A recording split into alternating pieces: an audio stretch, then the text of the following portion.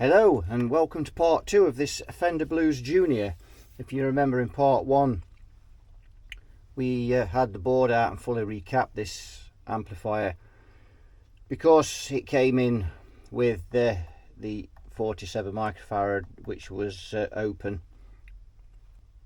We've done all the recap, and then we found that when we actually fired it up, the bass pot was broken. So I've replaced that by the board out and replaced that. So what we're going to focus on in part 2 is the bias, getting this amp biased up.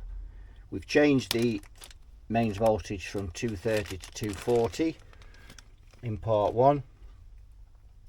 So when I turn my attention to biasing this amp, remember these amps don't have a preset. They have a couple of set resistors.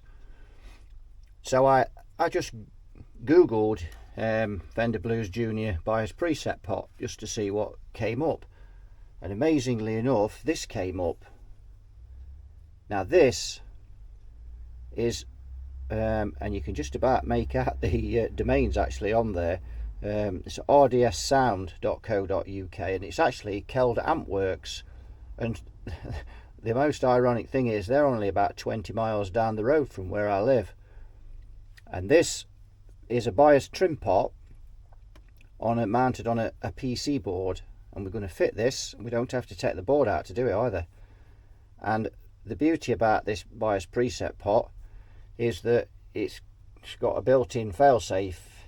If the preset fails due to dust or whatever, or the track in the pot cracks, this will then make the bias colder when it fails. It's a similar thing, more of a crude way that I did that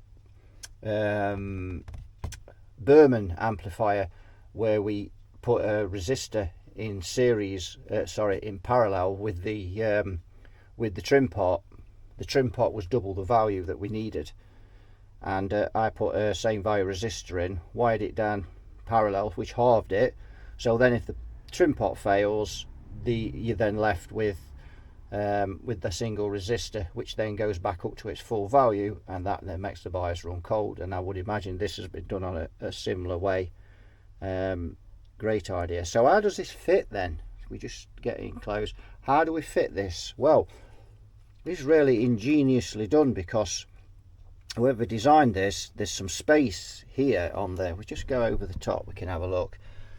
There is some space here, and there's a couple of resistors there, R52 and R51. Now it's normally R52 that you change to alter the bias. The problem with the bias on this amp is these amps are biased at 100% and they fixed bias, which is a no-no. They should be biased at 70%. And of course, to do that right, really, you've got to take the board out. You can do it top side, but this fits there like so, and all you do to fit this in basically is you snip the resistor at either end, and snip it so you leave the lead on each side of the resistor. You snip both of them, you bend the leads up straight, and you just slot it on there. A dab of glue on the bottom just to hold it in place, and as those leads come through these eyelets, you can see there, you just solder it in and boom, it's done. What an ingenious invention that is. I think it is anyway. A brilliant idea, very simple and effective. So the guy at Kelder Ampworks, thank you very much. You're a genius for coming up with that. This costs £17, and I think that's a result for that money. To have something that's simple and just goes in there. You can fit this in 10 minutes and be on your way with it.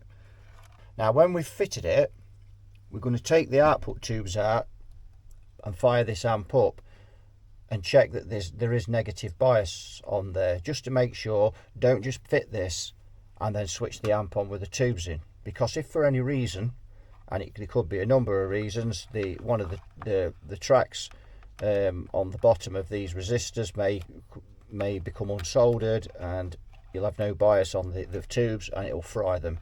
So always check that you've got negative volts on your tubes, and then switch off and put your tubes back in.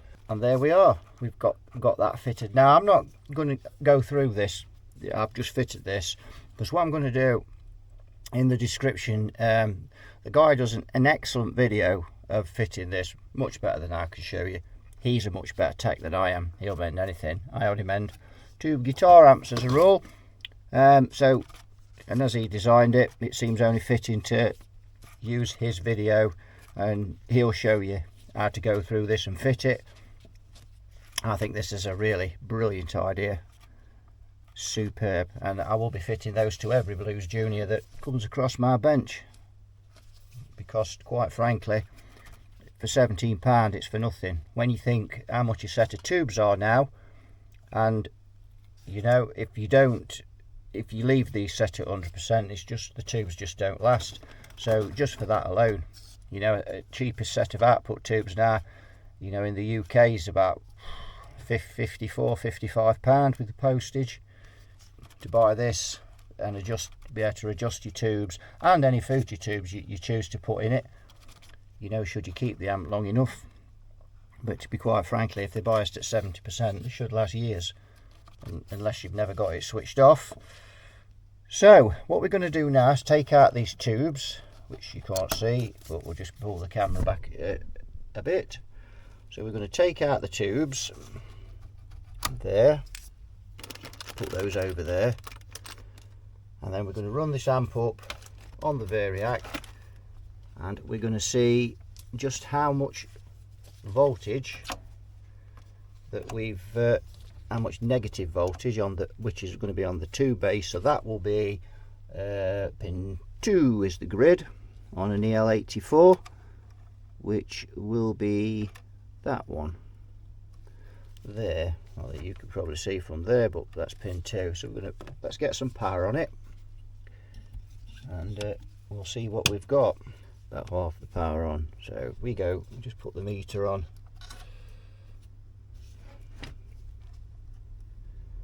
And we've got -7 volts, which is good. So that shows it's working. So what we're going to do now is we're going to turn that trim pot to its coldest point, which will give us the most negative volts on that tube. So if we just, I've got the probe on pin 2, you can see we've got -7.5. So if we turn it that way, you can see it going up,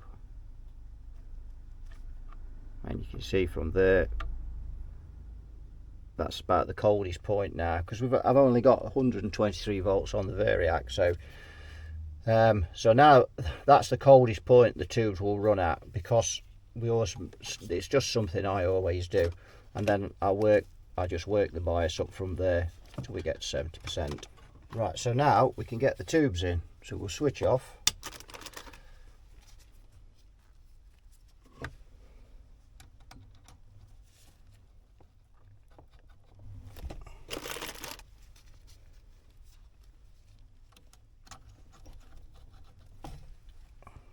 Right, so we've got the tubes in now, so we'll power on.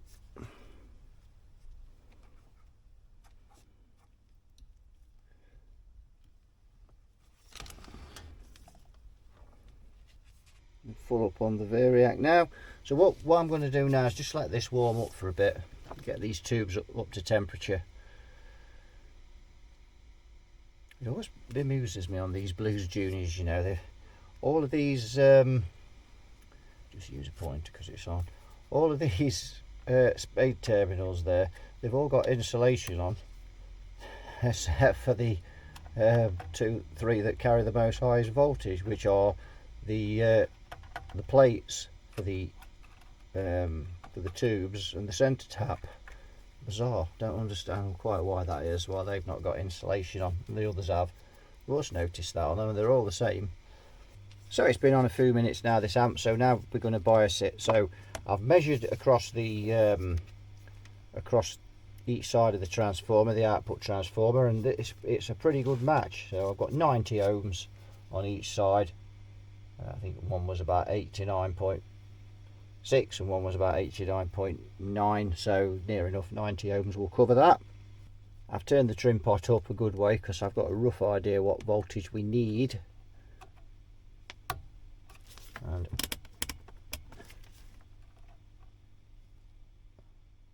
we've got 2.14 volts there.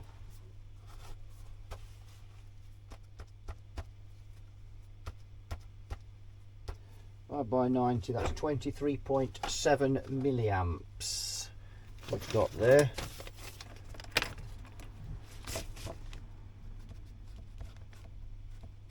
.7 milliamps. Let's see what we've got on the plate. 334.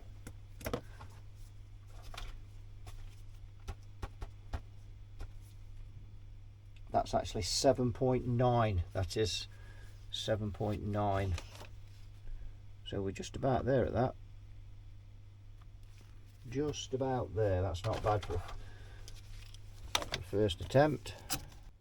So I've got 2.34 on one side, and I have got on the other side 2.3, and I've got 2 on this side, more or less, near enough. 1.99, and we'll call that 2. So 2.3 and 2. 5 by 90, 25.5, and the other side equals 22.2. So that isn't too far away. So the plate voltage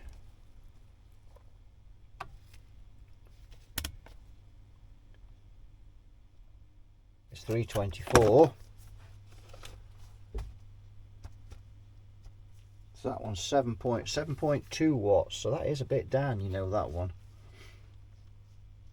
And the other one is 2.3.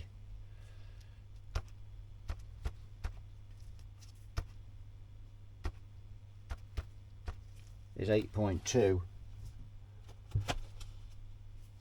So there's about a watt's difference between those tubes, but I think that's just about acceptable. Any more than that, maybe not, but that's not too bad. They're not a perfect match, but they're close. They're pretty close. So I've got 27 milliamps on that tube now, and I think that will take us 8.78. So it's a little bit over, but not much. Nothing to worry about. So 8.78. So we're going to have about 7.7 on the other one. So we are a bit out, but I think that's good enough for us. We'll leave that, and that's done now. That's finished. So what I'm going to do now, I'm going to put the knobs on, put the pilot light back in. I'm going to have a check around, make sure everything's tight. We've not left any loose nuts or any loose screws. We'll double check. Then we'll get this in its case, and we're ready to have a listen.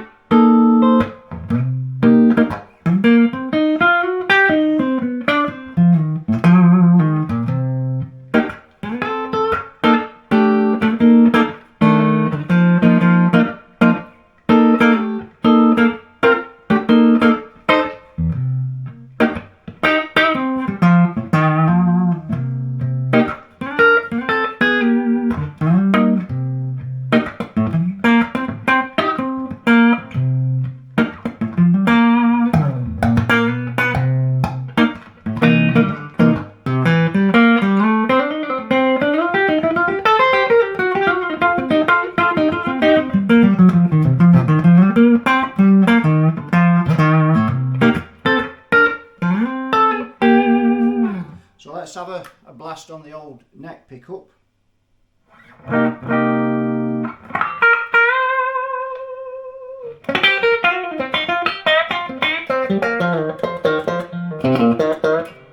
Again, I've got that in single coil.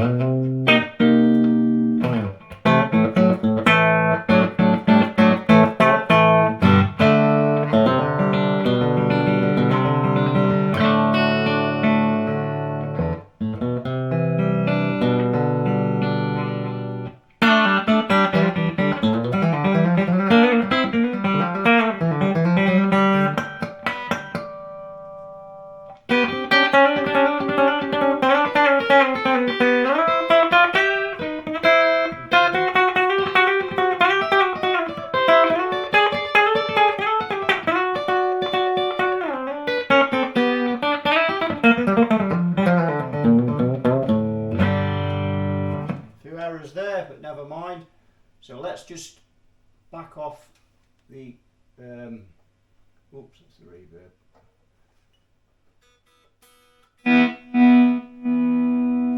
So now I've got the gain full up now, and you can see some bass out.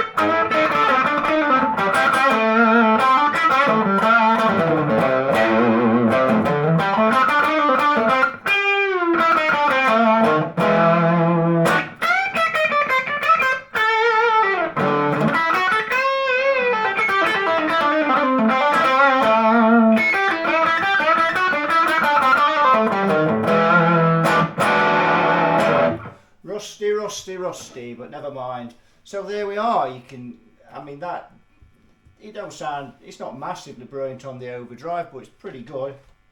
I'd put all the mid in there and take most of the bass out, but hey, it's Fender Blues Junior. They're not really made for playing heavy metal, so you know, it is what it is. But the clean tones on it are amazing now. This amp sounds fantastic, and not only actually, we can actually put the boost switch in and get a bit more. I forgot about that.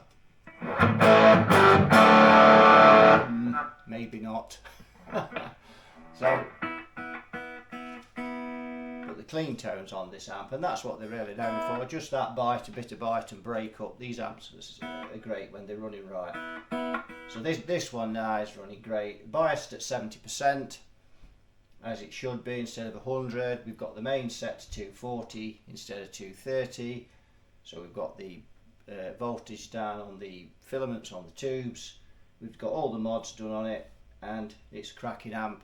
It should last for another 10 or 15 years, I would have thought, before it needs looking at again, hopefully.